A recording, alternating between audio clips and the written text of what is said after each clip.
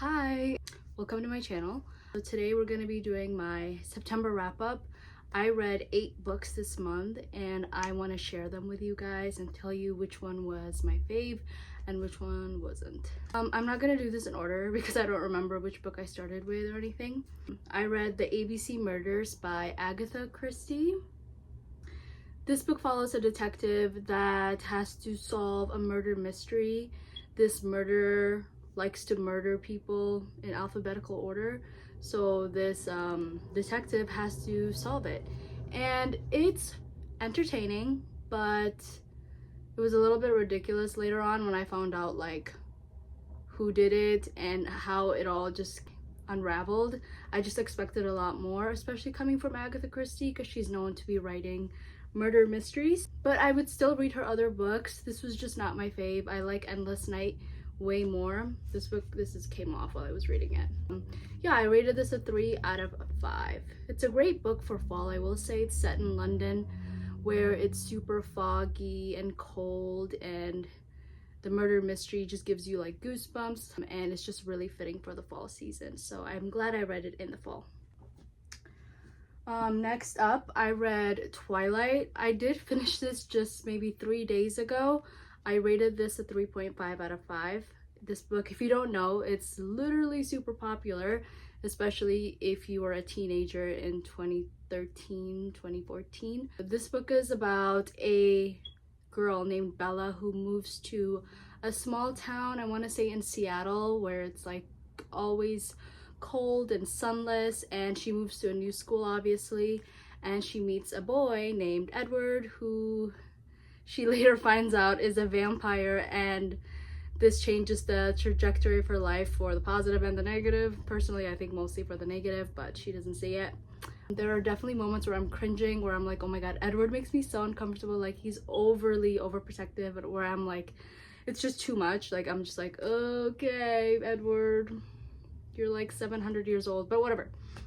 I still liked it because it was super fun, and sometimes it's good to just read fluff and read about vampires. I'm still gonna continue on with the series because I don't know, I'm in this mood to just read like classics. When I say classics, I don't mean like, you know, like Charles Dickens or Dostoevsky. I'm not there yet. I mean, I definitely want to read those books, but I'm talking about like books that were huge when I was a teen and I never really read them, but now I'm like starting to read them, even though I'm late in the game, which I don't really believe you're like late to anything. It's just like read it when you want, you know.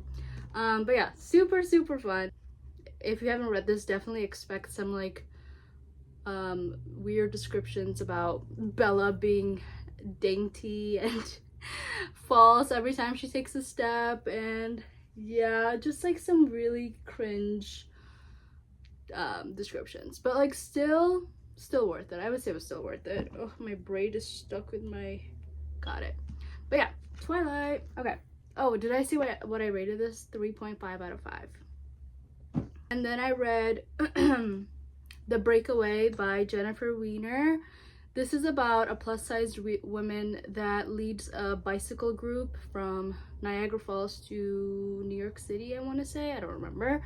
And it's like second chance romance. She meets a man 2 years ago. They have like a one-night stand, and then you see how their relationship changes because he ends up being on this bicycle group. So like it's kind of like second chance romance. And then the second part of the story, because it's kind of like 2 different stories in this book, the second half is about a teenager that gets pregnant and what she decides to do with her body.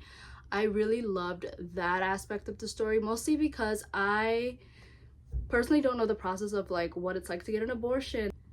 To just hear what her doctor was telling her to do, like what, you know, how many times to take the pill, what type of pain she's going to experience. So this was super informative and I really liked it. Just didn't really care that much for the romance. I gave it a 3 out of 5. And then I read my favorite book, one of my favorite books of all time. So that's The Picture of Dorian Gray by Oscar Wilde. This book follows a young man named Dorian Gray that makes a wish that he wants his portrait to age but he himself wants to stay youthful. So it's a story that has to do with the destruction with a wish like that, with the obsession of wanting to permanently be beautiful and the consequences that that comes with.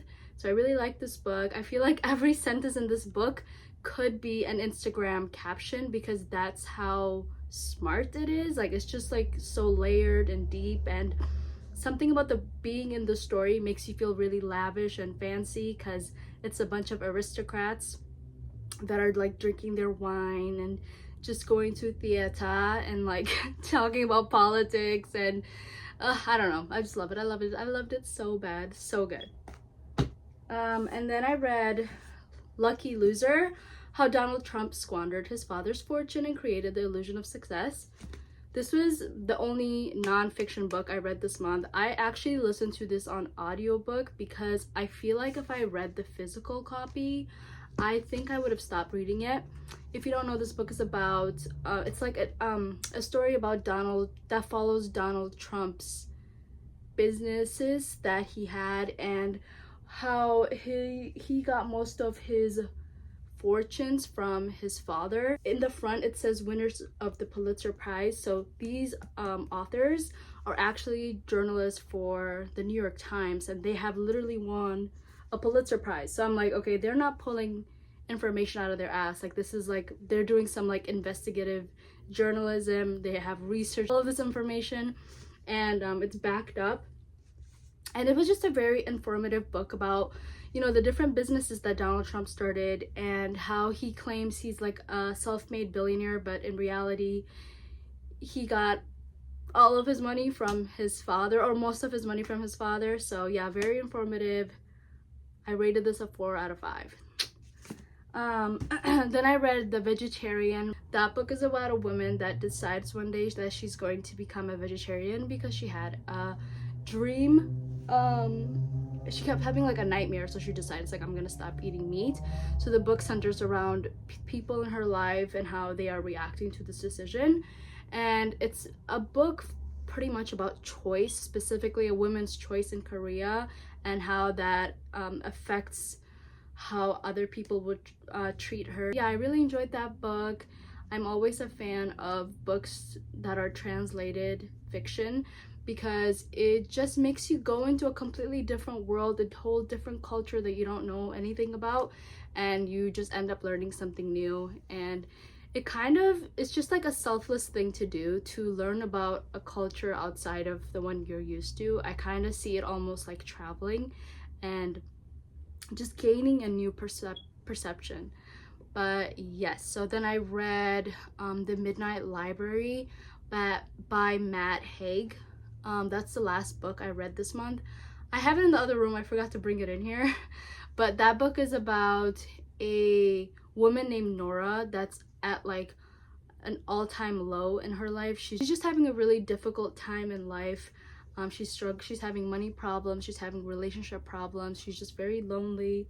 And one day she kind of decides to end it all. And so then when she tries to end it all, she ends up in this like midnight library where it's an alternate universe of what her life could have been. So every book she chooses out of this midnight library is, you know, a book about her becoming a swimmer, like that was her dream when she was younger, or like an artist or whatever. And you go through all the different lives that she could have lived, and it's a very cliche book. If I read this when I was in like my depressive episodes, I would have been like, what the hell, this book blows, like this book sucks, you know, because it's not really, you can't really put into practice like just live your life, because that's kind of what the book tells you.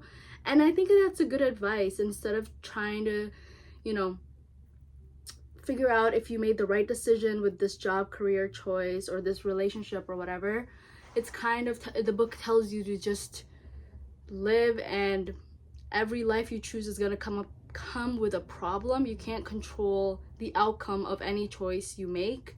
The only thing you can control is like the choosing part, pretty much. It was a good book. Honestly, I really enjoyed it. It was super reflective. This is my second time trying The Midnight Library, and I definitely enjoyed it this time. The first time I read it, I only read the first half, and I was like, oh, this is so cliche, blah, blah, blah. But for some reason, now that I'm in my late 20s, I'm able to empathize with what the author is trying to say, and just being okay with the choices you make in life, as long as it's not hurting anyone, obviously. But I feel like we just tend to compare ourselves so much to other people and like other choices that you could have made. And you know, we're always just wondering, what if I had done this, what if I had done that. And like now I'm just kind of, I want to get to a point where I'm just okay with the choices. I think we all do, but like I just want to be at a point where I'm just okay with what decisions I've made and where I'm at in life. Because the what ifs and what if, like those questions don't really get you anywhere. They just give you a headache, and then you just end up being like depressed. But yeah, so those are the books that I read. Oh, I rate that book, I rate The Midnight Library, I would say a 3.5 out of 5. It wasn't anything like revolutionary, but it was still thought-provoking, and sometimes that's just good enough. So yeah, those are the books I read in September. I would say my favorite was The Picture of Dorian Gray, and I'm still thinking about The Midnight Library, so I think that's a really good sign. I don't know what I'm gonna read next.